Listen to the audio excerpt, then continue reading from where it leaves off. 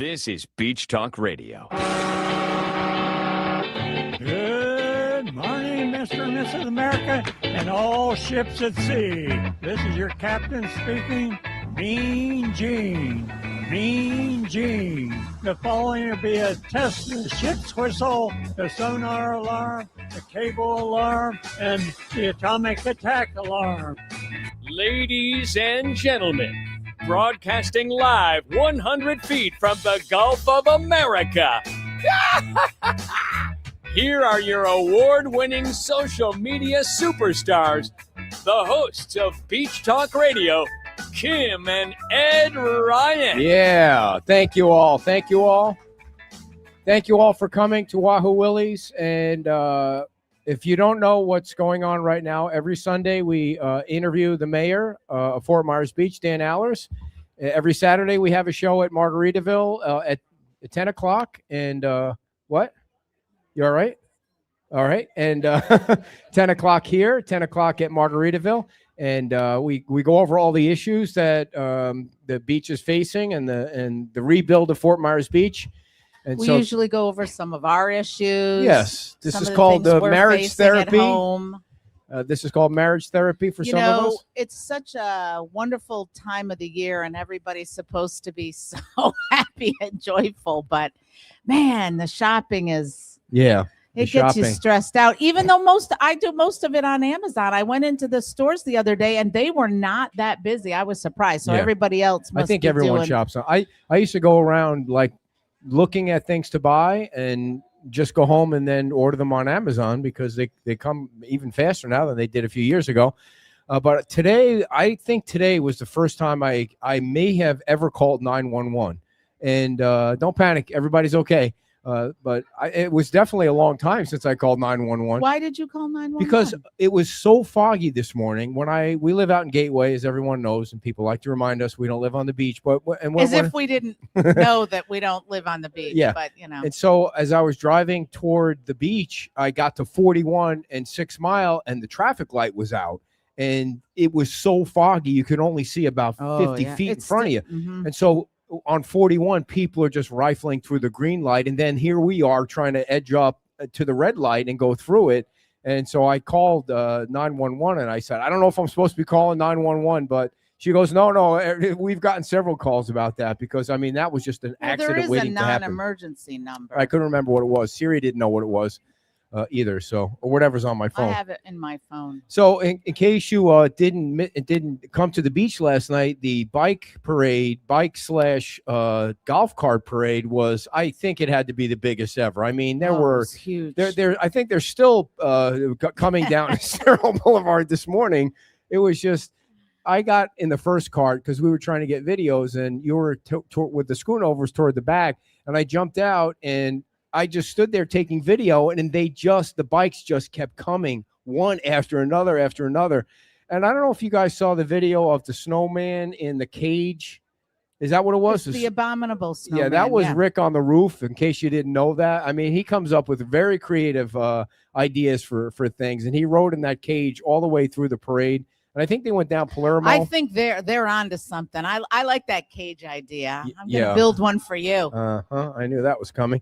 So, and a great performance. Dan will talk a little bit about the band that was playing here last night. I've never seen that band play before, but they were awesome. And of course, the Ben Allen Band. If you haven't seen a mini concert or a concert at Margaritaville now in their new theater, it's an unbelievable setup that they have over there. And the music was great, and the crowd was great, and the weather was perfect. You couldn't ask for anything better last night. You gotta move that in. Tons of toys for the kids that were collected. So thank you to everyone for coming out, participating. Our next event is the New Year's Eve 5K race for the Women's Club, and we are registering people out front and also giving people their race shirts. If you're watching, you can come till 11 o'clock and pick up your race shirt. And people went above and beyond decorating those golf carts and the the bikes too. Yeah. But so they had blow up things on top of there. That these guys had these great Grinch lights that went around the bottom of their The picture golf of the cart. evening was the three dogs, the three golden retrievers, sitting in the back of the golf cart. Mhm. That was the best picture of all. So All right, let's get right to it first and have the mayor come up. The reason why you're here is not to hear about our marriage woes. It's to hear from the mayor There's of not Fort enough Myers time Beach. for that, That's right. folks. There's not enough time or tissues. That's behind the paywall, that show. Big hand for the mayor of Fort Myers Beach, everybody. Dan Allers. Welcome, Dan. yeah, I left. Good morning. Good There morning. you go. So, Dan, this bike parade was your idea. I don't know how many years ago you started, probably with 10 bikes. Yeah. Well, How long ago did you start? Was it 2016? Yes. So it was Anita actually a guessed friend 10, of but ours, yeah. Danielle Newrider, who's, if anybody remembers Danielle, she's a up in Wisconsin now. She moved up to Wisconsin after Hurricane Ian, but it was actually her idea. She called us up and said, "Hey, what do you say we get some bikes and play some music and we just bike around and sing some Christmas carols?" And that's what we did. So the first year, my daughter was in town. Both my stepdaughter and my actual daughter were in town, and we still got that picture. There was like 12 of us, I think, Heidi and Bruiser, and it kind of morphed from there. And then when she moved away, we picked it up and ran with it again. And last year was the first year that we said, well, let's get a band and see if this works. And we were gracious enough to have some sponsorship that helped us come up with a band. And this year was even bigger. So we're already talking about next year. It's going to be December 19th. It's always the Saturday before Christmas. I think based on what we saw yesterday, we're going to have to really make it kind of an official close the road down thing. Yeah. It was a bigger turnout than I think I was expecting. And as you said at the beginning, it was the turnout up for the Ben Allen Band was pretty massive. If you haven't seen the pictures out there of the overhead shot of the people that were up on the terrace, it was really cool. So it was a fun event. Thank you guys for helping us. Oh, for sure. Yeah. I think for sure a special events permit and make it an official parade. I did get a permit, obviously, for the use of Bayside Park, but I didn't think I needed one because it's technically a bike lane down Estero Boulevard. But thank you to Lee County Sheriff's Office. They were great helping us, and I know we probably made some drivers upset. So I think next year we'll, I didn't expect it to be what it is, but we had, Megan and I driving here today, you could see cars that were parked at hotels that still had their bikes in the back. So people are coming down and they're spending money, and it's North Fort Myers. There were people from North Fort Myers, so people are coming from out of town to do this, and next year will be even better. Where do the toys go? We're gonna take the toys. Usually, I try to take them up here to the Linda Loma area. Last year when we did that, we had some at obviously FMB Strong, and they went right away. But FMB Strong obviously is not there, so we'll try to take them up there first. But they had so many toys last year too that they couldn't take anymore. But whatever's left over, we'll make sure they go to the Toys for Tots. I did try to I did talk to the community foundation. They obviously had a great toy event, so they didn't need any toys. But if anybody is listening and they know of people that need toys, please reach out to me or Megan or Ed, and we'll make sure we pull some toys out for those that need them, because the whole event was based on people for the town, but we certainly want anyone, Lee County, Charlotte County, wherever. If people need toys, we'll get them to them. Did you took them up to the Harlem Heights? That distribution center. Well, someone did. Someone did for me. I was taking them other places, but we try to spread them out. So if anybody's listening and they know of places that could use a bunch of toys, please let us know. We want to make sure they go to the right people. Yeah, and Dave from Remove It Pros is here, and he did do some drone footage. Yeah. I know it was dark. It's always hard to do drone footage in the dark, but he's working on. He said he thinks some of it might have come out when there was some light, and that was part of the other challenge last night. The minute you got to Times Square, it's still dark. Yeah, it was. We were leaving. We were leaving the bridge last night, and again, the lights are still out on the bridge. And I don't want to be a Debbie Downer, but I did get an explanation. Which none of this makes any sense to me because it's the government. But they had the lights on the bridge. They were on for I don't know how long. Well, you took pictures of them. You sent me a video. They can do what's called a burn-in. They have to turn them on to test. Yeah, you set us up. You got our hopes up high, and now they're dashed in darkness. Apparently, I probably I probably jumped before I leaped, or they were on. I know. When I was coming home from work, I said, the lights are on. Yeah. So I sent you that video, but I forgot about the whole burn-in process where they light them up on a generator and then. So you think they would light them up on a generator and test them, knowing that FPL was right behind them to flip the switch or make them hot or whatever the hell they call it. Yeah. So they're waiting for FPL now to somehow turn the lights on. So that's why the lights on the bridge aren't on. But coming around, Times Square is still dark and the whole thing. And we had Brian Hammond on our show Friday, and he bragged about or talked about, the projects moving forward on, we do a show in Cape Coral on Friday, just so you know, and he was on the show. Talked about Bowditch getting moving, and talked about the Lynn Hall Park's bathroom getting moving. And they did accept 3 bids for the pier, which we saw the bids. And I think they're going to accept the contracts in either January or February. So, I don't know what that means, how long it takes to build a pier, but at least it's moving forward. From what I understand, it takes longer to get the permits, obviously through DP and all the stuff that you have to go through, than it does to actually construct the pier. The pier should construct pretty fast. Mm-hmm. The drawings, the engineering, all that stuff.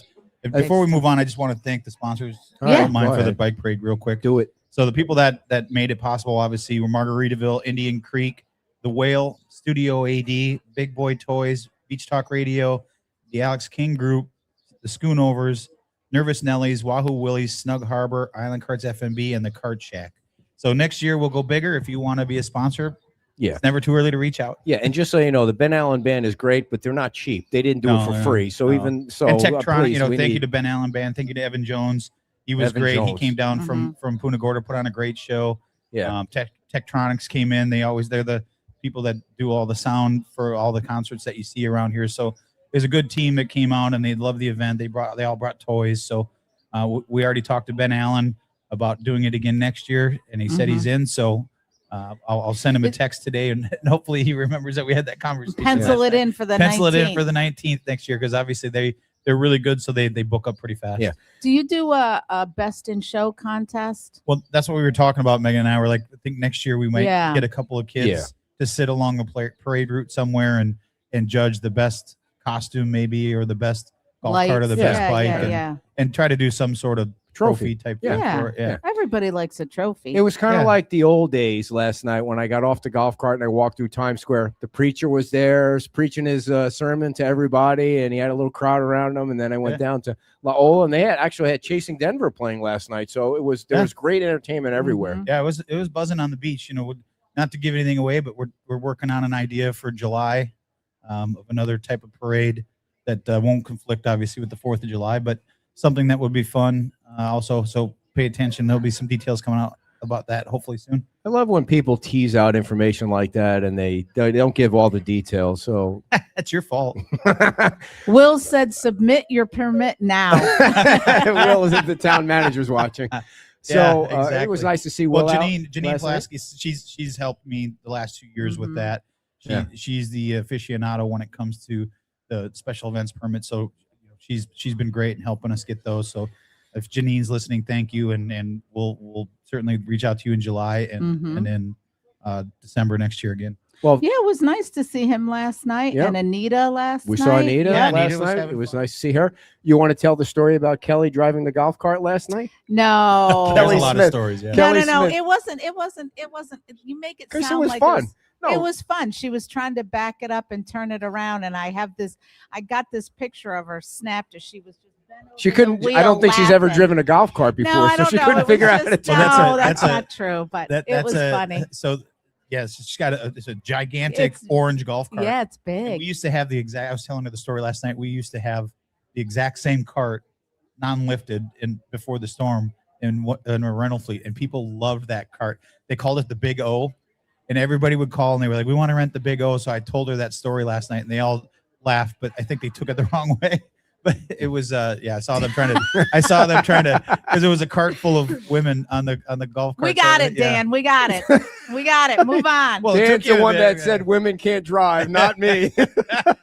I did not say that. By the way, I did not say anything. Can we have a moment of silence for all the Green Bay Packer fans who stayed up last night and watched the game? Yeah. How about that's more like it. Crazy. I saw the trolls on the Facebook this morning. I'm praying for your team to crush my team today. I want my team to lose every game for the rest of the season. Remember that should be easy for them. That's to do. true. I still have heartburn from the year the Vikings. Dennis Green was we were having a great season and they go in the playoff game against the Giants. They got smoked like 40-0. God. So if you didn't watch the show yesterday from Margaritaville, even Tom Torgerson gave me a compliment about the show, which he never does. He said the show yesterday. No, we had Albert from Studio AD on and Mark from Idle Construction.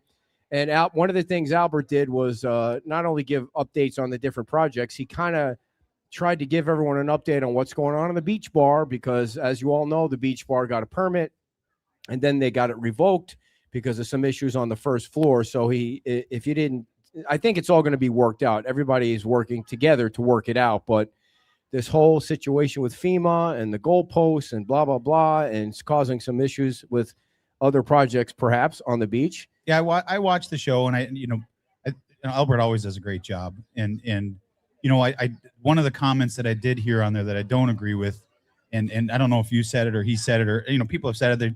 The town's got to get a backbone and stand up to FEMA. I asked him that. I did ask him that. And I will tell you, someone that's been involved with every conversation with FEMA, both in DC and here, or most of them, I should say, until they told me I couldn't be involved in the conversations anymore.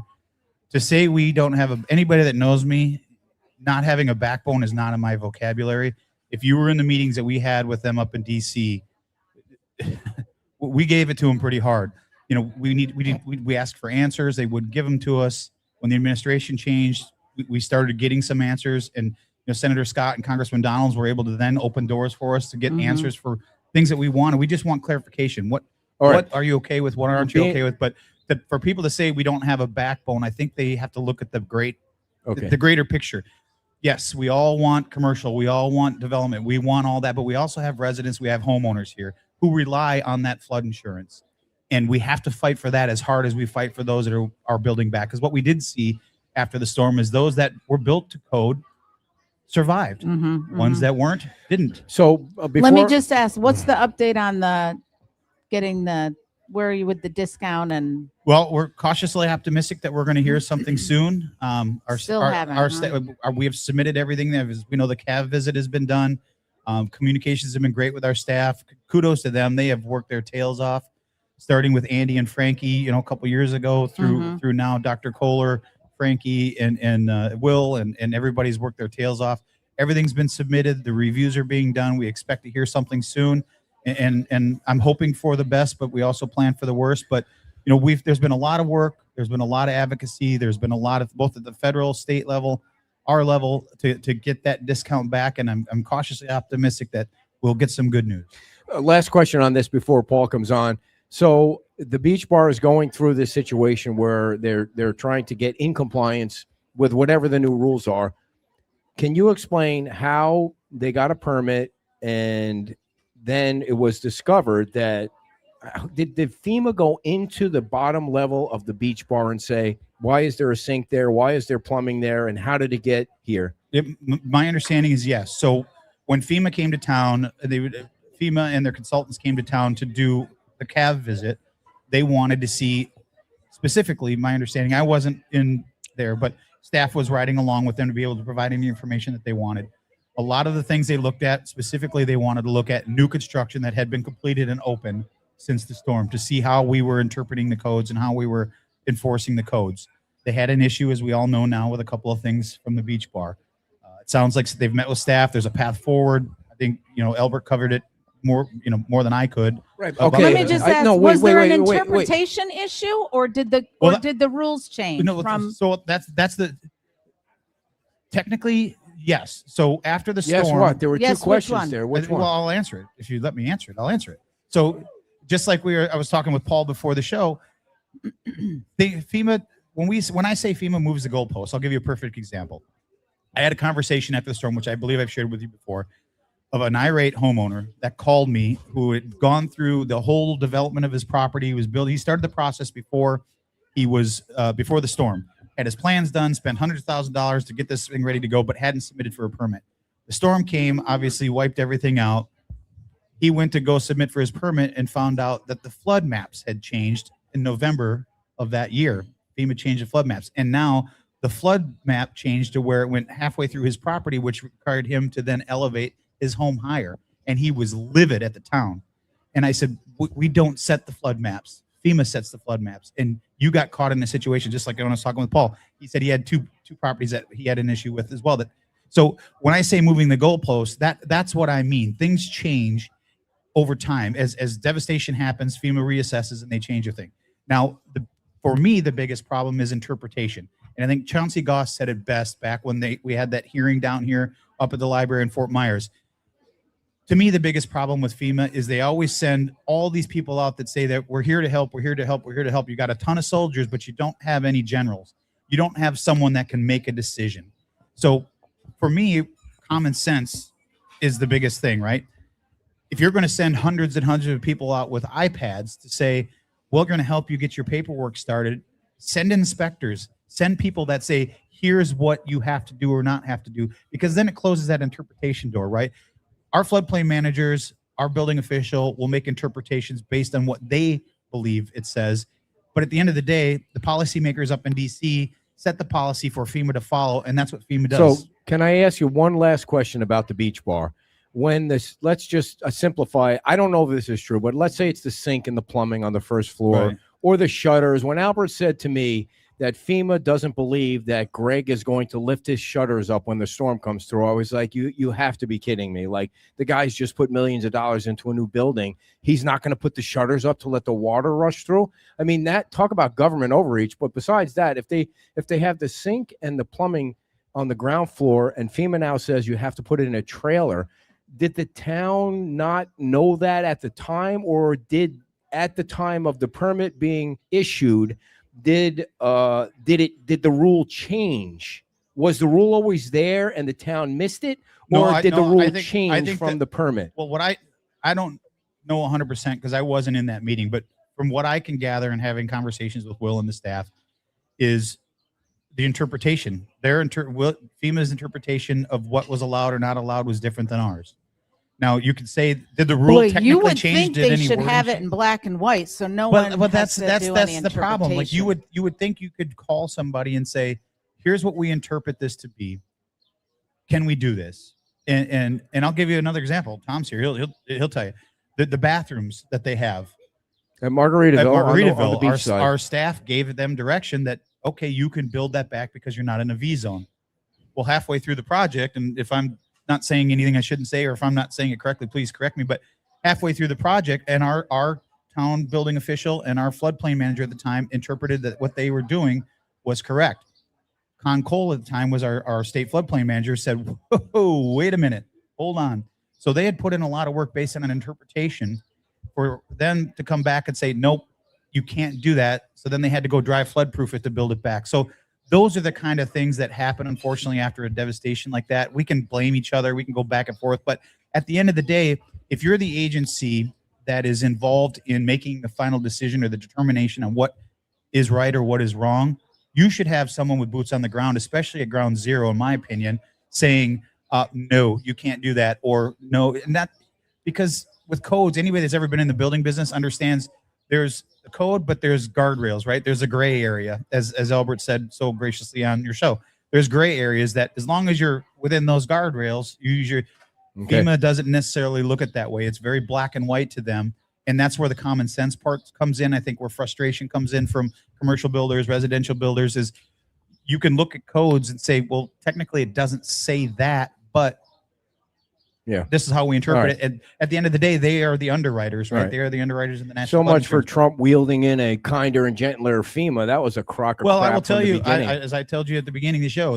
when the administration changed, our answers were answered, and it because it's whether, I don't know how it happened or who, but we submitted before the election. We submitted a bunch of specific questions, specifically on the trailers, like what is considered a light duty truck. A light duty truck is anything under what is considered that. Okay. We asked for specific answers. We didn't get answers. After the election, we got those answers. But isn't FEMA? I'm sorry, Paul, for delaying this. But isn't FEMA? The goal is that Greg built a facility that the water will flow through. That there's no objects that are going to go flying into the neighborhood. Right. Well, I think if you just look at people learn, right? If you drove down the beach like we did right after the storm for Milton. People learned. They left their doors open. They didn't leave their doors down. They emptied out their lower levels. They raised up their doors to allow the water to pass through. That's what FEMA wants. Let Let the water go through, because anything that stops it, it creates a dam, right? And then it creates pressure, and now you've got a flying projectile into somebody else's property. And that's what they're trying to eliminate. They're just trying to eliminate not having your right checks. I get it, but you got to also use some common sense. And to me, there's not a lot of common sense when it comes to interpreting the codes or being, I shouldn't phrase it this way. Anybody that's ever been in business understands that you're not the smartest person in the room, no matter what your profession is. You have to be willing to listen to people who have ideas that maybe you haven't thought of. That's how you grow. That's how you evolve. And there's no evolving when it comes to that. It's this, my way or the highway. And I think that there's a lot of smart people have come forward and come up with ideas of being able to make things work at grade level, that it's just being right now is being shut down. So, I encourage everyone, whether you're commercial homeowner, residential homeowner, write your congressman, write your senators, write them and ask them to have them take a look at some of these common sense policies that are in, especially velocity zones. Look at things to be at least open to listening to the construction professionals that deal with this every day. Or at least clear, so that it doesn't leave it open for interpretation. It'll never be clear. It'll never be clear. But I think as long as you, it's a piece of hair. It's just bugging me. As long as you're willing to listen and say, well, that makes sense. But it should be, you can or cannot have A, B, and C on the first floor. We could talk about this. We could talk about this to a blue in the face. We do all the time. All right. It's frustrating, but at the at the end of the day, really, Mother Nature is the only one to blame. We got dealt a bad card, and we're working our way through it. Ladies and gentlemen, we did a little unscientific poll on our Facebook page about the properties that people want to see built back the fastest, and the top three were the Cottage, the Outrigger, and Times Square. And here we are waiting on those three, and the owner of the Cottage property is here, and we're going to hear from Paul right now to get an update on how things are going and where things stand. So Paul Shamo, come on down. No, you're good. Yeah. Big hand for Paul. And by the way, we're giving away free T-shirts if anyone can fit into an extra small, or you're planning on having a child. Yeah, I'll take two at any time soon. Sew them together. And we got some mediums too. They're dumbassery shirts from Wisconsin. But Paul, how are you? First, thanks for coming on, and tell everybody who you are.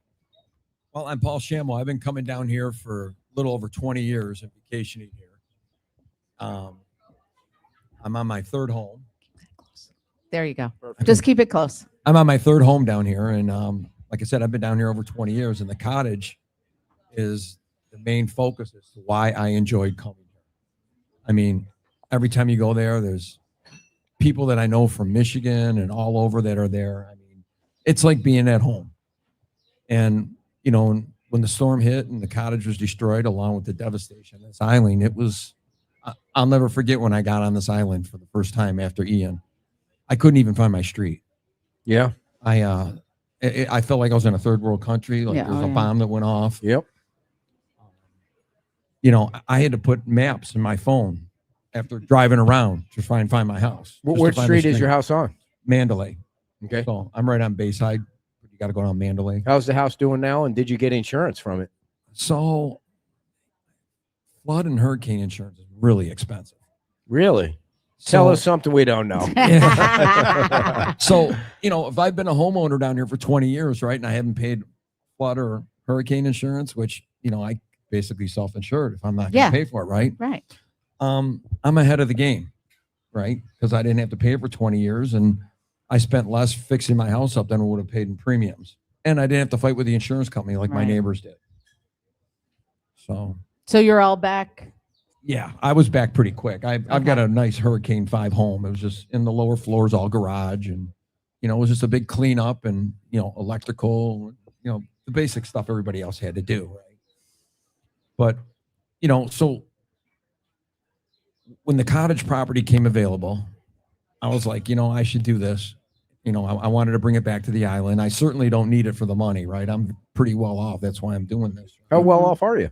Just out of curiosity. I do okay. We might have a podcast that needs some investing. No, so how much did you? How do you feel about pedals and presents? But I did this for the town. I wanted to, I felt that the Cottage coming back would start bringing people back to this island, and quite frankly, it's been 3 years, and the last couple of years we've come down here. The first year after the storm we couldn't come down here. just because the house wasn't ready yet and all that stuff. And then the last few years we have, and my wife hates it because there's nothing to do.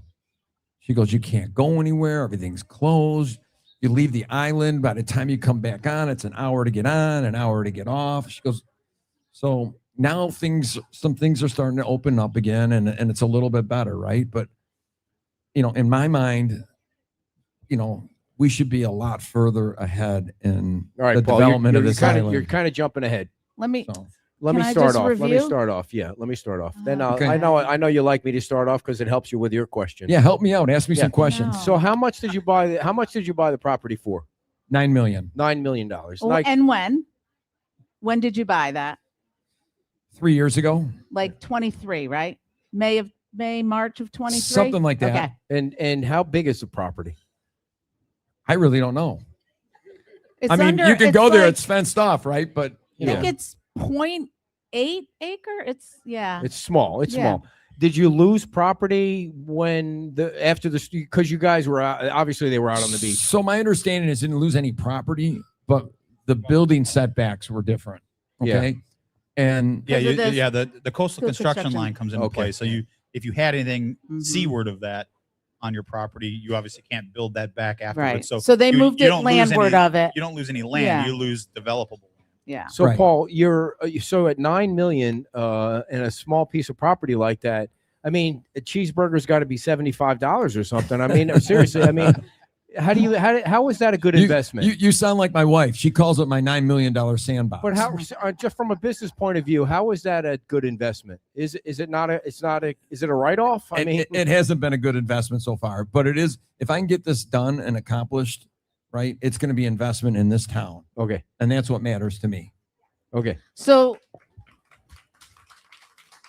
So the town approves the design in June of 24. And then the plan at that time was to open in June of 25-ish. Well, that didn't happen. So where are you now? Well, let me give saying a few nice things about the town. Okay, they worked really struggle too hard, Boy, Paul. that No. leaves They worked really that really leaves hard. it open for the butt. Yeah, Or the they and. worked really hard with us to make this project happen. Okay, we had to get some parking variances and a few other Mhm. things, and the town, like everybody else, they want to see the cottage come back, and they took a good common sense approach to it, and so we were able to move forward. Okay, so you had a builder originally that you don't have now.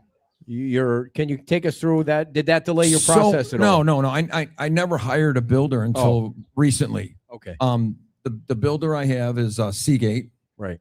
and I did a lot of research. I didn't want to cut corners. I wanted to make sure I got a good, reputable builder to come in here and build this thing on a timely basis because there's a lot of money involved here. Yeah. So, but no, I didn't have a Wink builder must prior have had to it that. wrong then. All right. That's yeah. Yeah. So Well, can you mind, Paul, if I shed No, a little go ahead, light on Paul. that? Yeah, go right Qualify. ahead. Okay. So a while back, I get a call from Senator Scott on my personal cell phone. He's like, there's a gentleman. I had never met Paul before. I get a call and he's like, there's a gentleman. He bought the cottage. He's a friend of mine. He's really upset the town's holding up the permits for this build. And I said, well, Senator, I understand. I said, I will give him a call. Give me his number. I'll give him a call. I said, but nothing's been submitted to the town. There's no plans to review. We can't issue a permit that hasn't been submitted. So I call Paul and I'm talking to Paul, and rightfully so, Paul was upset. But I think within a couple minutes, he calmed down and understood that I'm like, Paul, I'm like, there's been nothing submitted to the town. He's like, I was told that the permits were submitted. I said, you can go look. There's no permit for that property submitted to the town. I verified it before I called him. And so he was obviously, his anger shifted away from the town because it wasn't us that was holding up a permit. Well, who forgot to submit the permit? I don't know. I'll let him tell you who. So it was a holdup between the architects and the engineers and all that. I mean, everything just kept.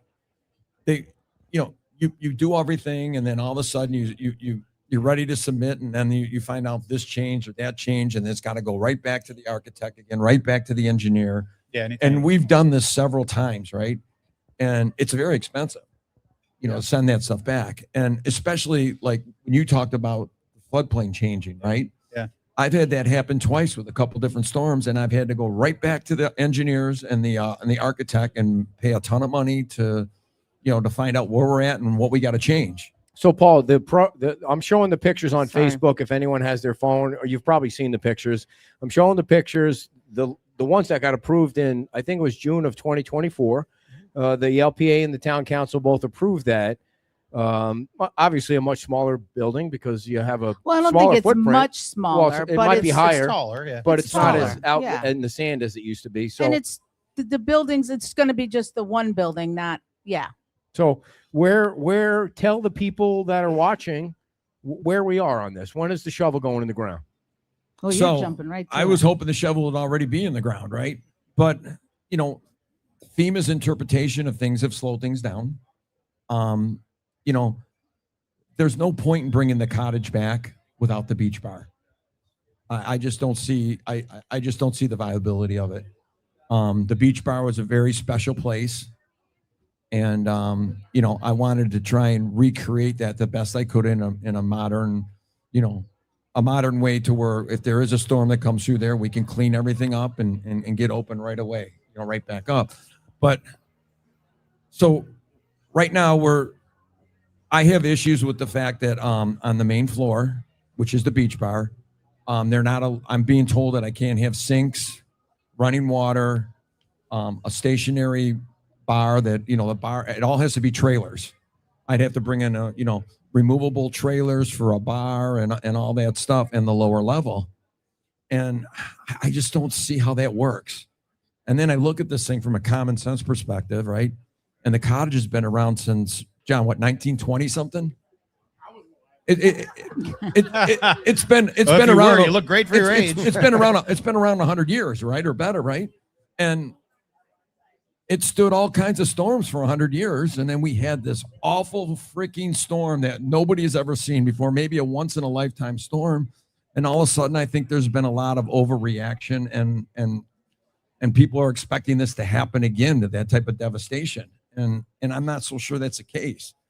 But for example, why can't you have running waters and sinks? I mean, we have technology nowadays to where you can have backflow protection and drains on the upper floors to where you're not going to have a problem. I mean, plumbing may go up, but it's always got to come right back down, right? But Paul, let me ask you this. What you're saying is common sense. If FEMA doesn't want to buy your common sense and tell you have to use a trailer and you can't build a beach bar, what are you going to do? I'm going to walk away from the project. And when will you decide that? As soon as they make their give me clarification as to what I can and can't do. Dan, do you think that the message is crystal clear that you can't do what he's asking to do? Well, I think Paul said that. I mean, it's not anything that we don't already know. That the interpretation has been told. That we saw that with the beach bar. Now, I know that they're looking at other scenarios, with the mitigation wall, attenuation wall, whatever you want to call it, to be able to rezone the property to be a coastal A versus a V zone, which then would allow you to dry flood proof and build at grade level. It comes at a cost. I'm assuming that his team is probably looking at every option as to what they could do. But yes, the trailer option that he was referring to is which, just to kind of point out, to make Paul's point, common sense, you can't have a sink attached to the wall where the water can drain into the ground, but I can have a trailer that has a quick connect to a drain that goes into the ground. So that's the common sense part, I think, that Paul's alerting to. The real world enactment of what the interpretation is just doesn't make sense. And I think those, again, are the things that we need to really push and write our people up in DC to say, you need to really take a look at this. If you're going to allow a quick disconnect trailer that goes into a plumbing pipe that goes into the ground, but you won't allow a simple sink attached to the wall. I understand you don't want flying objects, but maybe we can make a quick disconnect sink that, we can hang pictures on a wall with hooks. Maybe we can take a sink and hook it on the wall, and I can disconnect that and take the sink off. That's the kind of things that I think, if you just are open to suggestions. So what Dan is saying what both of you are saying makes sense. Are you asking the town to allow you to do that and look the other way? Well, I think he knows the answer to that before he. Well, the town's not going to look the other way, and neither is FEMA, right? And But- you have connections. Why don't you? Yeah, work why don't you those call? Why connections? don't you? Let's get Scott on Senator Scott on the phone right That now. was We'll funny. straighten That this was all funny. out. Yeah, I You know, mean, just they lighten the mood a little bit. Look, What's funny is when I call Paul, you he can- goes, "Wow, you that can- was you can- fast." You can have connections, right? But you can't ask your connections and your friends to do things that are going to put them in harm's way either, right? Yeah, they break the rules. You can't make exceptions. And, no, but I mean, to get FEMA to have a little more common now sense. that is all I'm asking.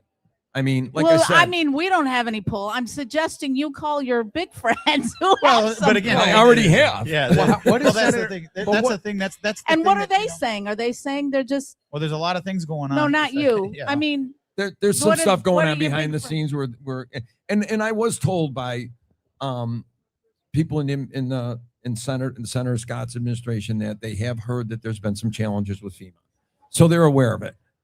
But my whole big thing when we go back to the cottage and why I would walk away from the project is because it just wouldn't make sense if you couldn't have that cottage beach bar. And quite frankly, if FEMA isn't going to be realistic on what they're going to do to help these businesses and these homeowners, these residential things, development to happen, I mean, 10 years from now, we could have everything just looking just the way it is right now. mhm. You know, the cottage may have a field of dreams type of atmosphere where, yeah, if you build it, people will come, but where are they going to stay? And how long are they going to stay for? Right? We need this town to get back to where it was. And if I don't see that happening, why would I invest $20 million? How much will it cost you to build the building on top of the $9 million that you've already? I think the total project could cost me just shy of $20 million. Wow. Now what I mean, about how long do you think it's going to take me to get that type of return on my investment? I don't think you're ever going to see I'm, that Yep. return. I'm Right. 63 years old, right? Yeah. I don't think I'll see it by the end of my life. What's But maybe my kids will. What's your fastest 5K run? I want. Your fastest 5K run. How fast can you run a 5K? I don't run. Oh, I yeah. got an elliptical machine. I get on that thing every day Even for about you, 45 that's minutes. Nice. obtuse. Very nice. So what about building the mitigation wall thing, or is that just too much to? So, I mean, I need to look at the particulars of it, right? Because if you look at what the cottage beach bar was, they had that roped off area where Mhm. everybody had, Yep. could sit in the sand, and that's made the place so special, right? And you can walk in.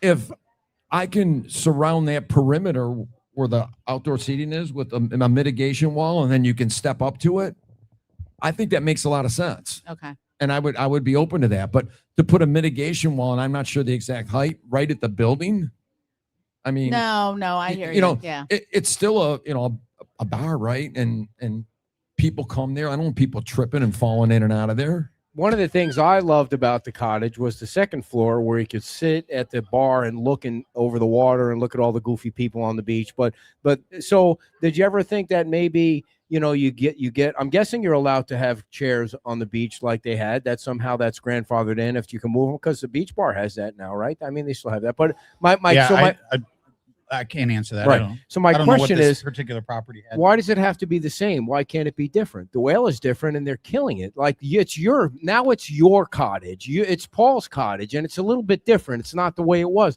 because nothing is ever going to be the way it was ever on this beach. What are Why- you suggesting? I mean, maybe the trailer thing somehow works. I mean, I on the first floor, maybe the outside seating is the bonus because people just want to sit on the beach. But the second floor is still the second floor, and the third floor is still the third floor, and it's you putting a new mark on that. And again, I'm okay with having the bathrooms on the second floor, right? I get that. But running water, sinks, all that stuff, I mean, it makes no sense what they're requiring. And the mayor even touched upon Well, I don't that. think any of us disagree with that. Right. And if I can't have that, why move forward with the project, right? I'll just sell the property, take my lumps, and You think you can get $9 million? maybe I'll for move that? down to the Keys or something. Yeah, I think Paul will. I know he's had several meetings with our staff to kind of one before our CAV visit and one after, and I think I can say that maybe the direction was different between those two meetings, which adds to some of the frustration. But I think Paul understands that we're as a town we're trying to do the same for everybody. We would love to see the cottage back. We want to see the beach bar back. We want to see all these things because we agree that growth builds growth, right? And people want to come back and invest in the community. I think we're kind of past that initial hump where people were like, is it ever going to come back, to where it seems like the gas pedal's going down much faster now, and people are starting to reinvest and starting to look at, and money's, I've been told by the money people that money's starting to come back, which is great. Who are the money people? I want to be the money people. Yeah, it's the people that, when I say, I mean, the people that, are outside of a stratosphere I will ever see, but it's the billionaire investors that, like to put money into projects, and they want to see that the island is doing what it can do, but they understand the constraints that we have to work under.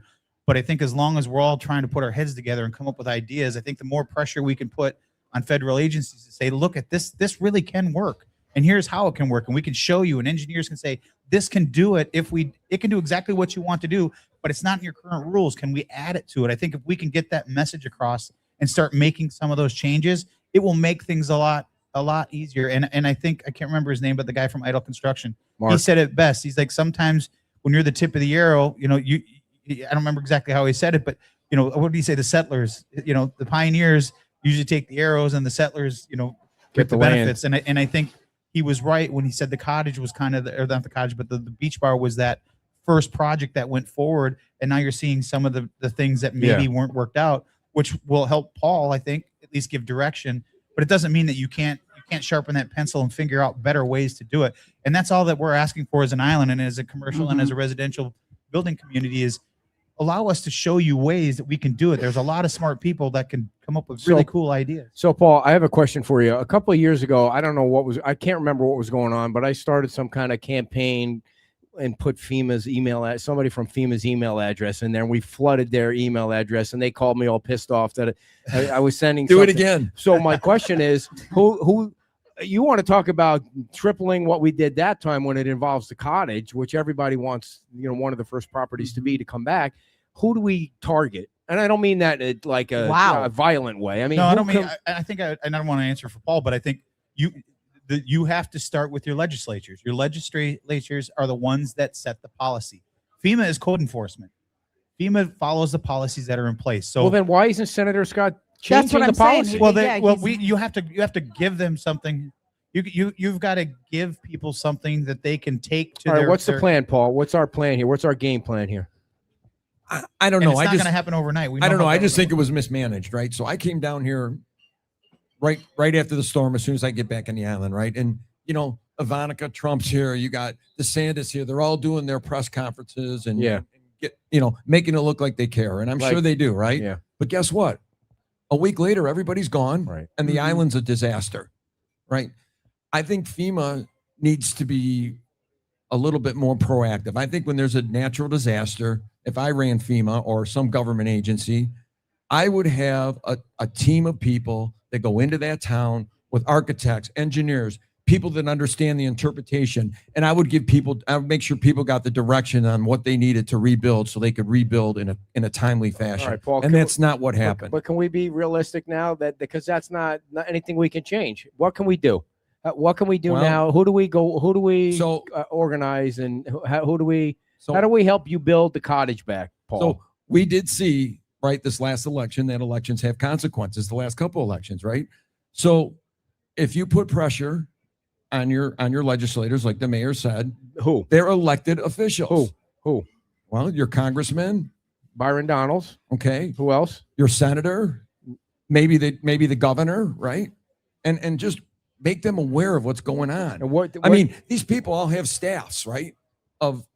Lord knows how big. And as things climb up the chain, right, things get missed. Dan, are we getting any help from Senator Martin or Botana or anybody at that level, or it doesn't matter with them? FEMA is outside the jurisdiction of our FDEM, Florida Department of Emergency Management, has to work with FEMA, obviously, but that in their policymakers that help direct the governor and FDEM, but this is a bigger issue than that. And I want to make it clear that this is not just about Fort Myers Beach or Sanibel or any of the other.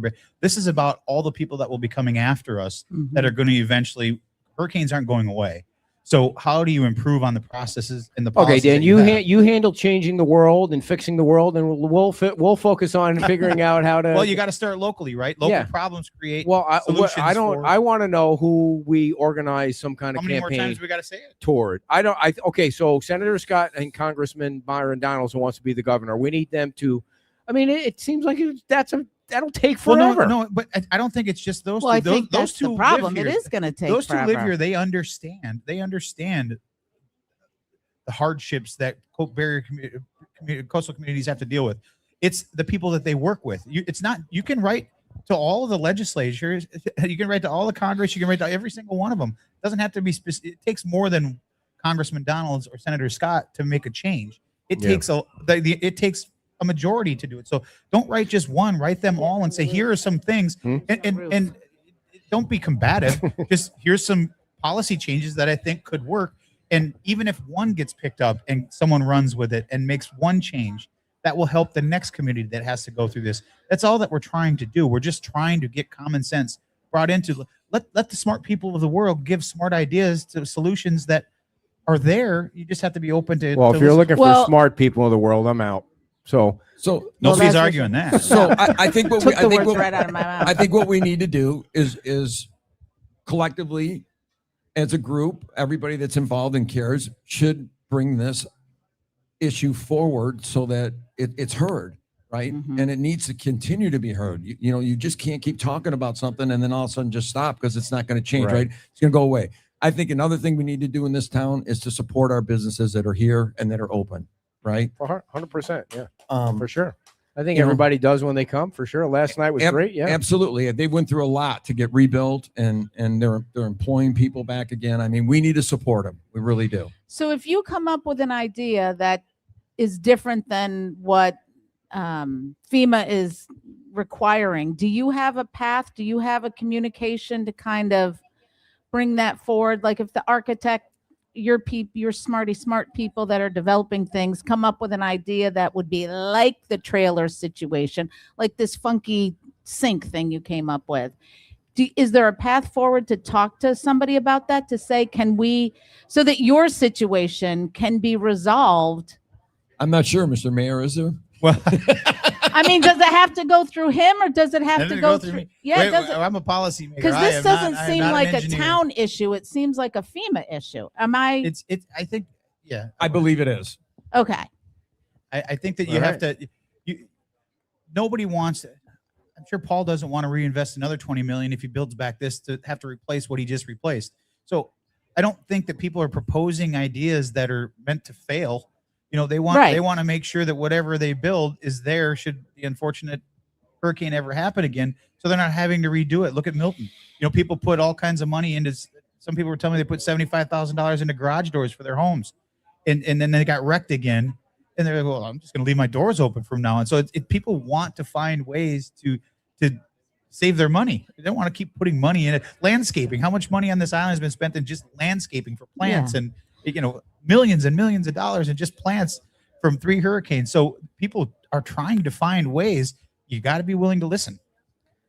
So you mentioned to me about the town losing its FEMA insurance discount. I mean, I think that's something that we should talk about. I mean, for crying out loud, the town was devastated by a hurricane, and all of a sudden FEMA wants to come in because they don't like a few things that went on here, and they're going to not give the homeowners that are still here the discount on their insurance. I mean, I don't feel that's right either. Do you? Well, no, obviously I wasn't very happy about it. We were put on probation with pretty much all of Lee County, and we were the only ones that lost our discount and were put on probation. But, we've been fighting hard to get that back. And again, as I said at the beginning, I'm cautiously optimistic that we're going to we already know we're back in the good graces. We're off of probation. Now it's just a matter of, are we going to get any discount back? And again, I think I'm cautiously optimistic that we're going to have something. Will it be where we are at? I don't know. I'm hoping for the best, planning for the worst. But the first hurdle was getting off probation, which we did because of the hard work from our staff. I mean, it was a lot of work. And when I say it's a lot of work, but the inside baseball, you have no idea the amount of money and time and effort that went in from our staff to provide documents. And that's basically what it was, is providing documentation. Show us what you're doing, why you're doing it that way, and provide us the paperwork is essentially what they were doing. And where the frustration really came in when Andy was here, the information that was asked for was delivered to them in boxes. And when I say boxes, it was boxes and boxes of information that they requested. When we were put on probation, it was because we didn't provide the information that was in those boxes. No one looked in the boxes. So we had to re-provide the information digitally. There's no doubt. It was communication breakdown. Again, it goes back to what Chauncey Goss said. You need someone after a devastating, whether it's Helene, like up in the Carolinas, or Milton and Ian here. You need someone, a decision maker, that can come down and direct traffic and say yes, no. That's how progress and that's how recovery happens faster. You were awfully nice. What Chauncey actually said was, FEMA has lots of boots on the ground, but no brains on the ground. That's exactly what he said. And when that FEMA guy came to town, he was butchered in front of everybody.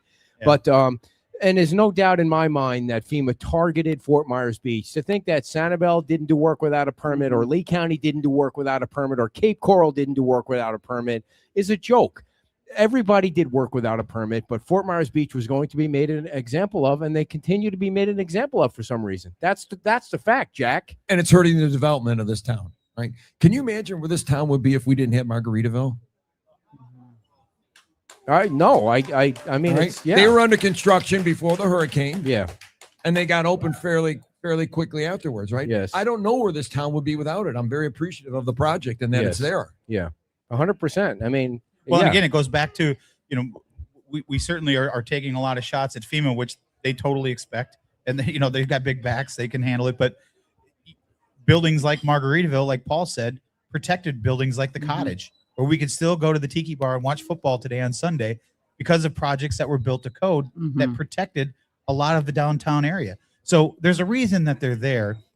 But again, I keep harping on the same thing, that you need to be willing to understand that it's not just black or white. You have to be able to understand that there's other things that can be done to still meet the goal that you want of less destruction. So Paul, I mean, tell us where we're at. I mean, I think he has. No, I mean, when you walk out of here, I want people that are watching that are. Monday morning, I got a meeting at 9:00 at Seagate with Matt Price and the team, and we're going to go over different options and what I'm willing to settle for, and what I'm, wherever the hard line in the sand, so to speak, is that I'm not. I mean, there's going to be some non-starters. And if I can't have sinks and running water and some type of functional, the whole idea, I get it, is you want the water to run through, right? So you can build a stationary bar that's open on, underneath it, so the water can run through. But Paul, okay, so you're meeting with Matt. We need good common sense but you're approach. You're meeting with Matt, but Matt's not going to have any authority to make any decisions on what he's going to build, because he's got to follow the rules. So that's true. But okay, you got to understand something. I live in Michigan. I have businesses in Michigan. Sure. And I spend a great deal of my time there. That's where I'm needed. So I need a guy like Matt on the ground here to get that stuff done. No doubt. But my point is, if he says to you, I have to follow the code, and the code says I can only put a trailer there, what are you going to say? Then I have a hard decision to make, which is going to probably be I'm going to walk away from the project. And when will you make that decision? As soon as I know I can't get what I want. So Monday you have a meeting. So we might hear something Tuesday.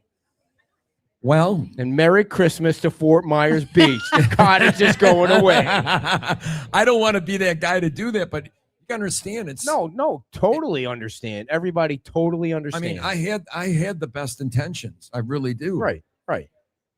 No, I mean, everybody totally understands. That's I wasn't in the meetings with Paul and Seagate and staff, but from what I've been briefed on by both sides, it sounds to me like there is a path forward. Now, what? I'm thinking there's a path now. Whether or not it's acceptable and financially viable, that's up to Paul. That's a decision. I see. But I think there's a path forward to be able to do what he wants to do. It's just going to take a little bit of time and a little bit of Dan, now you're opening the door back up. What's the path? Is it a trailer? There's really only two paths, right? It's a trailer. No, there's really two paths. There's the trailers, and then there's the mitigation wall. That's the only two options. So the mitigation wall gets them the beach bar, 100% guaranteed. Well, it gets you much closer, because then you can go through the loamer process that we've all heard about. You can get the flood mat. Give you a perfect example. Up on Boca Grande. Anybody that's been up to Boca Grande? The bar at the very south end of Boca Grande. Megan and I went up there. We took the Roxer up there one day, and I'm looking and I'm like, this is literally right on the beach. How is this built at grade level? And nothing else. How is this built at grade level? and it was a sandy beach all the way down to the water. And Megan and I are looking at this, and of course I'm texting people like, how did this happen? That one piece of property put a mitigation wall in, and FEMA changed the flood zone for that one property to allow it to be built at grade level. Now When you look at the flood zones, Yeah. that one property. On the other side of it, you But can let look me- at the mucky duck and see what's That's going on what I over wanna there. know. Holy cow. So where And you if I can get were, interpretation on that, right? What the mitigation wall is going to be, Yeah, what it looks how like, high- and how what it's it's going to, designed. and Yeah, what benefits I'm going to have for it. Sure. Yeah. Okay, so Well, I'm just and how not high checking it a box is. for Right. FEMA, right? Right. I want to know the benefits I'm going to get for investing that type of money. Right. And how high it's going to be. and how Yeah, high it's going to be, gotta- because gotta if you be, can't it's got to be see the- reasonable, right? Yeah. if exactly. you can't see the beach, people probably aren't going to be happy. Well, that's the thing. And again, I always talk about Clearwater because that's the one that sticks out to me the most. You go down, you don't even notice that it's there. It's built into the landscape. It just looks like it's the entrance to some of those buildings, and it's designed. But to your point, Paul, it all comes down to functionality, design, cost, all those things play a Dan. key. But the other side of it, as we've heard, is now you're in a different flood zone, which helps your insurance costs, which Dan, maybe you don't- know the cost. How much would it cost, Paul, for a mitigation wall? That's Well, I don't what know is the it, length of 0.8? this. I don't know the length of this property, but Elizabeth, who the consultant that we hired, 1,000 per. it was $1,000 per linear foot. So to give you an example, I drew a line on LIPA from the north or west side of Lynn Hall Park all the way down to the end of his property, and it's right around 2,000 feet. So if you used her numbers of $1,000 a foot, that entire stretch all through Times Square, all the way down to the end of Paul's property, would be $2 million. Well, that's some serious public benefit you could give the community too, if you think about it. Well, I'm Paul. not going to build a mitigation wall all the way He's down, not- all the way down to No, Times but Square. I just wanted to give you an example of Good you know, Lord. I don't know I what the tried. width of your property is there. Let's say it's 100 feet. It is. You know, if it's 100 feet, do your simple math. 100 feet times So you- if- $1,000 a foot. If the mitigation wall got you the beach bar, you would do it in a heartbeat. Absolutely. All right. All right. Let's call Senator Scott right now. I mean, let's end this Well, right now. I mean, I wish it was. I wish it was that easy. yeah, right? no. That has nothing to do with anybody other than design. And I think Elizabeth has been really good about talking about the projects they did down in Bonita. And I'm sure Matt will probably advise Paul, this is what it's going to cost, this is what it So can Dan, do. And let me ask you this. Outrigger's doing the same Yeah. thing. Let me ask you this. Knowing what you know on the meetings that you've been in, if Paul decides to build a mitigation wall in front of his property, would FEMA say, okay, Paul, you can have the beach bar on the ground level the way you want to build it? Well, no, so if FEMA doesn't make that decision, what FEMA would do is through the loaner process, then they would say, okay, you're no longer potentially in a V zone. Now you're in a coastal A. Coastal A zones, you can build So the answer dry is flood-proof yes. properties like this one. So you could build at the grade level. You could build this Mhm. at grade level in a coastal A zone. That is a path forward to build, I think, what Paul's talking about. But again, it comes down to design, cost, all that. But with there's no guarantees, right? But I think if you just look at past history Okay, of people let me that have ask you done this. it, So, but, Let me but- ask you a different question. If they built the mitigation wall, are you guaranteed to change the zone? Is it guaranteed? we don't change it. FEMA would redo the flood map for that 100%. property. They would. It would go Well, into the correct zone. I'm not. Yes? I'm not. We No don't. one's know. going to give you I'm saying yes. 100% guarantee. Tom I thinks it's can't true. say 100%. You would have to talk. Do you to know, Paul? You'd have Do to you talk know? to the engineers like Elizabeth and say, if it were I'm me, sure and I was Albert Paul, knows. I would say, here's how many projects we've done that have done it, and here's how many have changed. And if it's 100%, that's a pretty good. I'm sure Albert indication. knows if he's watching. No, he somebody knows. will watch. but again, right? So there's no black and white Yeah. answer to this, right? Right, Which is right. the problem. Yes. Okay. 100%. I mean, for crying out loud, Yeah. that is the freaking problem. Yeah. What's the highest selling Ford vehicle right now, Paul? The number one truck in America, the Ford F-150. Yeah. When that thing is all souped up with all the We bells had a and Ford whistles, F-150. What is it? Now What we does it know. cost? What's it going for? For a Raptor, No, for an F-150. an F-150, Yeah. probably about anywhere from $45,000 all the way up to $90,000. 90,000. So $90,000. And how many of those do you sell a year? Of Ford F-150s from the top to bottom. You're gonna really make me go there? Yeah. How many do you sell a year? I sell about at my Ford dealership. I'm in the top 5 in the country, Yeah. sales volume wise. And I sell this year. I'm going to do a little over 4,000 new vehicles, and about half of those are going to be the F-150. Wow, that's crazy. On an F-150, can I ask a question? I just want to give you an Can I example. ask a I just want to talk. So The very first new truck I ever bought was a 2002 F350 7.3 diesel. The last year that they had, in my opinion, the greatest motor. And it was a Lariat. So it was one of the top of the line trucks. I drove it off the lot after taxes for $36,000 in 2002. Wow. What would that truck cost now? 80. Yeah. 150. I just had a guy trade one in. It had 340,000 miles on it. And I mean, this thing still runs great. Mine had 24,000 miles on it, and the check engine light. Well, came that on. wasn't a Ford. It's not a Ford. That's what happens when you put yellow. That's what happens when you buy a truck from a That friend. must have been a Dodge Ram. I don't know what it is, but so on a Ford F-150, that's let's say $50,000 off the lot. What is how much are you making on that new car? We're gonna go there too, Why? huh? You all want to know the answer to that They all question. know You the gotta learn that. Are answer. you asking You that all- locally, or does it So- dealership? I'm in Detroit. Okay, so we're in a planned market, and planned markets are employee driven, right? So it's employees, family members of the employees, friends and family. So it's all set pricing. It's called planned pricing. Oh, So in a planned deal, which is about 90% of my business, the dealership gross is roughly about 5%. well, that's Which- not crazy. It's not crazy. We don't Gotta make sell a lot money of on cars. this, but I gotta do big volume. Yeah, I gotta do service, Yeah. maintenance. So I've got 5 businesses under one roof, right? I got used cars, new cars, body shop, service The department. people are dropping off. Parts like department, flies. right? they're adding. Mark No, the they're Bird. not. Mark the Bird Fidrich, best pitcher ever in the Detroit Tigers. No or yes? What about Mark the Bird Fitters? Best pitcher of the Detroit Tigers. Well, I remember seeing him when I was a little kid. My Uncle Dennis brought me to a game. Oh, and stop It was it, little kid. unbelievable. Really? It was unbelievable. He'd He- get on the mound and on his Crazy. hands and knees He and made talking to the baseball ball. fun. It Yeah. was great. Yeah. Why don't you make podcasting fun? And Best move home on? run in Detroit Tiger history. Kirk Gibson. Yeah. How many times has that popped up on your Facebook feeds? Quite a bit. Watching Vin Scully call that play when he hits that home run is amazing. Maglio hit a big one too. Okay. Yeah. Lions going to win the Super Bowl, yes or no? No, I think they're going to struggle to win in Chicago in January because I don't think our quarterback plays well in cold weather. All right. Anything else? Does anybody play well in cold weather? I don't know. I don't like cold weather. Yeah, no, Yeah. I'm with you. But What else you want people to know about the cottage? Just try and support this thing so we can get it done, right? I mean, I want to get it built as quick as I can. I've been sitting on this investment for quite some time, and it's been quite costly. I mean, for crying out loud, my property taxes are $100,000 a year there. Oh, Lordy.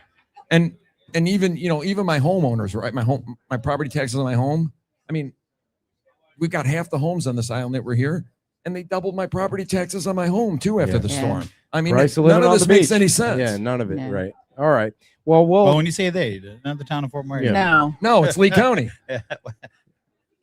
all right. Well, if there's anything we can do to help, obviously we can rally the troops. Everybody that follows our show loves the cottage. They made that clear last week. So we're happy to help, and we can't wait to put those golden shovels in the ground over on that Yeah. property. Big hand for Paul, Thanks, everybody. Paul. Thanks for coming on, Paul. Appreciate you very much. Thank you. Thank you. All right. Dan, we do need to cover the one other topic I wanted to ask All about. right. Well, I see Will's here. Does Will have anything? I he wants think to add, or it's do you up to just Will if he quit? wants to join Okay. us, but All right. we do need to talk about the beach school. Okay. Because Will, I'm gonna pop out. you got to go see. Yeah, All right. Well, plus, yeah, okay. She wants to go see the Gotta go see the grandchild. Everybody's grandbaby. got to go see the grandkids, Which way you except for going? Grandpa. Don't. All right. So on Friday, I think it was Friday, I came down to the beach and interviewed Will about the beach school. And you guys are you made a counter proposal. The first $12 million didn't work out, and you made a counter proposal to $9 million. And do you think that's going to fly? Well, I don't know. I know in talking with Will, they've had good communications with Denise's staff, and it sounds like we're progressing in the right direction. So I'm confident. Again, I hate to keep saying cautiously optimistic, but I'm confident that we'll get something done. I think we're being reasonable. I think we're being fair. We understand fiscal responsibility. We certainly get all of that. But at the end of the day, everyone has said that they want to see, Denise included, has said they want to see his school. So what we're trying to get that path done. I think the sooner we can get it done, the better off it'll be for all of us. we don't want to argue with anybody. We just want, and I've said this 1,000 times and I'll continue to say it. If we didn't have a beach school before the storm, we wouldn't be having this conversation, but that school's been there for 80 years. It was thriving after Hurricane Ian through programs and policies that were put in place by the council to drive businesses, to drive enrollment, to drive families here. And unfortunately, we got hit with 2 more storms that changed the narrative a little bit. But it doesn't mean that the program won't continue to work. We just need to have a place for the program to be implemented. And I think that's what we're trying to get across to the school board. And we know we've had at least 2 or 3 that have openly said that they support a school on that property, just not putting money into the old school. And we respect that opinion. And we're looking forward to hopefully hearing back from them soon. Time is of the essence, as we're seeing. The longer this process goes, the more people move away or they don't invest in the island to bring their kids here. And that hurts us. It also hurts the businesses to attract people. I mean, if I'm a parent, but Dan, you've made that argument 1,000 times. Yeah. I'm not trying to cut you off. I just, okay. I am under the impression that the school board is not going to give you $1. I really feel like they're not. I've never gotten any indication from anybody I've ever spoken to that the school board wants to give you any money. And I could be wrong. They keep saying the money is not there. You guys have questioned where that $12 million went. They keep saying it was never there the way you said it was there. All that aside, I didn't say it. It was what was written from FEMA. Right, I didn't say it. Right. But I don't get the impression that the town is ever going to, if that's a possibility. There's a lot of possibilities. If the school district doesn't give you any money, what is the plan? Well, the plan is to have a school. I don't share the sentiment that you share that we're not going to get anything from. I mean, the school district has already shown their willingness to have the negotiations. To me, I'm a rip the Band-Aid off kind of guy. Back and forth doesn't do anybody anything. You can go back and forth 1,000 times, but at the end of the day, a good deal is going to end where both sides feel like they left something on the table. Both sides didn't get what they wanted exactly, but both sides can walk away saying, we've got a path forward now. We can both move on. And I think that's where we're at with the school district. And hopefully this will be the last round of negotiations, because we don't want to have to go to litigation. But is that okay? So is that the answer? I don't know. I can't speak for the entire council, but right. I can tell you that if you've been paying attention, the notion has been that this council wants to do whatever we have to do to ensure these kids come back home where they belong. Nobody's arguing that part of it. I guess I am trying to get an understanding from you. If you have ever gotten any kind of vibe from any of those school board members or Carlin that you're going to get any money. Well, I told you way back in the day, I met with each one of them, except for one. I either met in person or had a conversation via Zoom with every single one and kind of pitched an idea that was brought up at the mitigation. Yes. And not a single one of them said, oh, absolutely not. That's a bad idea. Every single one of them either said, well, that's kind of common sense, or that makes sense, or they didn't say anything, but they didn't say good or bad. So it's hard to say. So just if you were to take the reactions I think I got from those conversations, I do think that there is a path. Did any of them say, yes, you can have that? No, nobody ever said yes, which they shouldn't. I mean, just like if I meet with Paul or someone else, I'm never going to tell them, I'm never going to say, if you do this, then that. You can't do that. You can listen to them and say, thank you for sharing the information. And that's what they did. That they didn't say yes, they didn't say no. So it seems like if you're going anywhere, you're going toward a charter school. If that's yes, seems like the path. I don't see a path, and I've been vocal about this of it ever being a public school again, because at the end of the day, it is Lee County's money, right? Lee County taxpayer money. But okay, so my point is, if you go to a charter school, I think that the formula is the school district picks up 95% of the cost per student or something like that after the fact. The school district, there's still some involvement with student money when there's a charter school after the fact. Well, I think so. I'm not an expert on it, right. But my understanding is there's a percentage of the money that would come through to the town. I think it's like $9,200 or something. So it gets passed down through the money that gets paid in ad valorem taxes. But my point is, it's not a huge amount. I want you to explain to the parents, if it becomes a charter school and the school district tells you can't have any money, where does the money come from to build it? Well, first, I don't think that they're going to tell us that. At least I'm hopeful. Second, as Will said on the show, your show or your interview you had with him the other day, we're exploring every option. There's development that's happening. There's people in this island that have done very well for themselves that are philanthropists that are willing to help. So I think there's ways to help bridge the gap. What we're asking for is probably not enough to build a new school. I mean, we've gotten initial estimates on if we built the same school that's there but elevated it, it's roughly $9 million. But until you actually put pen to paper and people like Michael Stewart actually can design it 100%, you won't really know what the construction cost is. We know if it's built through the school district, it's going to be far more expensive to do it because they have requirements under the public school system that they have to follow, whereas a charter school doesn't have to follow all of the same strict things that you have to do. Why doesn't somebody at the school district like Carlin or whoever the president is now, I don't pay attention to the school board. Why doesn't somebody just say, okay, here's the plan. This is what we're going to do and this is what we're not going to do. So you guys can figure it out from here. Well, it just seems like that would be very helpful. Again, that's the, let's move forward. That's the ripping off the Band-Aid thing. That's my mentality is, you may not like the answer, but this is the answer or this is the solution. But I'm really confident. I mean, they're the people that are on the school board. I know we've gone back and forth and we've had disagreements, but they're all good people. They're all just trying to serve, just like we're trying to serve. But at the end of the day, they understand that we want the school back. They've all publicly said they want the school back. We'll get the school back. It's just we got to get to the number where the town can make it a feasible thing to happen, and it's going to take the school board's help to do that. I see. I'm going to sidebar just here a little bit. I see Albert is watching. Maybe he wasn't watching earlier.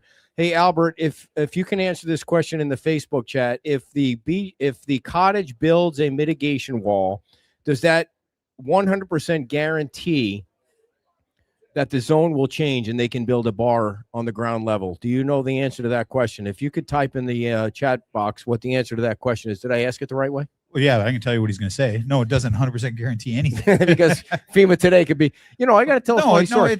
But I think this is where you have to look at the history. You have to talk to the engineers like Elizabeth and her firm and say, how many have you done? We've done 100. How many of them did the LOMR go through and it changed the zoning? Yeah. And if it's 100%, that's pretty good. If it's 20%, then you got to make an educated decision financial decision based on that. But that's the data you need because there's never going to be a 100% guarantee. You know what his answer was? What? Maybe. See, of course. I told you. Yeah. Maybe. Yeah. So it's not the end all be all by any means, but you got to look at history. I mean, I think if you're in business, you look at the history of things. You look at and you make an educated He said, speak to Elizabeth. Of course. I try to speak to Elizabeth, but she never answers my call. So she's pretty busy right now, I'm guessing. Building walls. Well, designing. I mean, there's a lot of things she's got going on. But so is there any other big news that we should know about that might be coming up soon? Not that I'm aware of. I mean, nothing that I can share. Okay. All right. Good enough. Anything else you want to share? No, just everybody, we're going to take next week off. Yes. So we're not going to be here next week. So everybody have a Merry Christmas and a Happy New Year. And we will see you come the beginning of the year. Yeah. Thank you. Big hand for the mayor of Fort Myers Beach, everybody. Dan Allers. Thanks, Dan. I know there's people waiting around to ask you lots of questions because you're the most important person on this island other than Will. By the way, everybody, if you don't know, Will is here, the town manager. If you have any questions for the town manager, he's a super person. It's nice to see Will and his lovely wife out at the bike parade last night. And our sponsors, by the way, we have free T-shirts over here. I don't know what sizes are left, but we have free T-shirts. They say dumbassery on it, so please don't give them to your kids. But they say Fox River Brewery from Wisconsin on the back. By the way, if you're talking about building a structure that you want to stand up straight, call Michael Stewart. Michael Stewart is a structural engineer. He can design and structure any residential or commercial building for you. He also designs mechanical, electrical, and plumbing. And he is the man with a real plan. That's for sure. The man with a real plan. Something designed by Michael Stewart will never fall in the dirt. That's for sure. Give Michael Stewart a call at 239-292-7670, 239-292-7670. And I don't think he's ever been interviewed by Wink, so he's solid as a rock.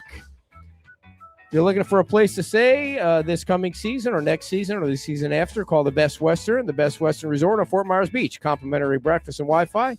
They're within walking distance of where we are right now. It's kind of quiet, but it's within walking distance of all the fun and action, like the 4 o'clock bands that play at Bayside Park every Sunday. The Best Western, your reservations can be made right now by going on that World Wide Web, bwbeachresort.com. That's bwbeachresort.com. Thank you to everybody at the Best Western and their big, gigantic parrot or whatever that bird is. Does anybody know what the bird's name is at the Best Western? Somebody will type in the chat box what the bird's name is.